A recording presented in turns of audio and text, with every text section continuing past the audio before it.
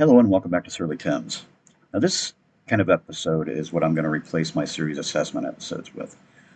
Those are just me talking about one whole episode, one whole series or comic or whatever for hopefully less than 5 minutes. Sometimes it won't work. It wasn't going to work that way. But this will give me the opportunity to cover a little bit more ground. Now, I had originally shot this portion as an episode of its own on the Teenage Mutant Ninja Turtles Usagi Yojimbo story, Dogu, which was about it's a time traveling story where Wen goes back 20 years earlier than the Turtles do, so he sets up his own kingdom basically, and the Turtles and Usagi they're able to join forces, and I'll let it go from there. A very good story. It was a lot of fun, which if you've watched my channel before, I like comics that are fun, and it is. The problem is, like $5 a book, 5 issues, $25 for the series was a little high, but it's my way of saying goodbye to those franchises pretty much. Because I'm not planning on buying anymore. I'm kind of turtled out. Usagi, I love reading Usagi. When it comes to Usagi, I think I'm just going to go backward and buy a lot of the older stuff.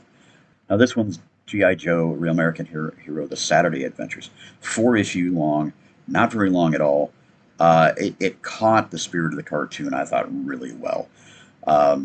There was one theme that kind of like permeated in a lot of ways when it would be like supernatural, picking up supernatural items, of course, kind of mirroring Hitler in a lot of ways where they were doing a lot of supernatural stuff too, issues of the occult.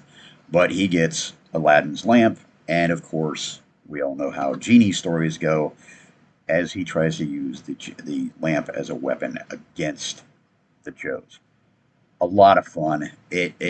It was just so much fun to read. Now, this one, not being new, but new Fantastic Four, 5 issue series it's based around a time period during the 90s where Joe Fixit Hulk, Wolverine, Ghost Rider, and Spider Man became the Fantastic Four. I don't remember what reasoning that was behind this back in the day, but I remember buying them. I think I only can find about one or two in my collection right now. Not quite sure where that other issue went, but I really enjoyed that back in the day, and this was no different. It's an occult story. You had a demon comes up from the bowels of hell, of course, and takes over Vegas, or the people of Vegas. And I'm not quite sure the story behind the son of Mephisto, but it's a black fellow that's a priest. I don't know if they retconned or whatever. I don't know if that's new or if it's just something they needed to put into being because they had to do something in the past or reinvent something so they could do a new story or introduce a new character. But I don't know much about Mephisto, and I don't know that I really cared to. I know I've read a few stories in the past that had him in it and didn't think highly enough of the character to really matter or really care. But I'm a Fantastic Four fan, and this was just kind of a fun story. Definitely not a what happens in Vegas stays in Vegas because, of course, we all read it.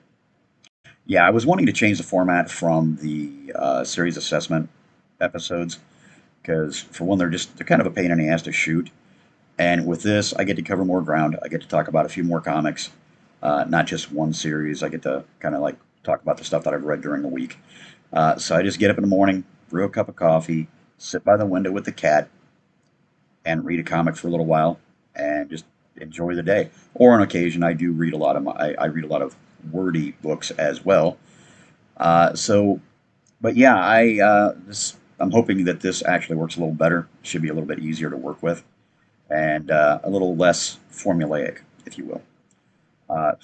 Well, thanks again for watching, and I'll talk to you later. Goodbye.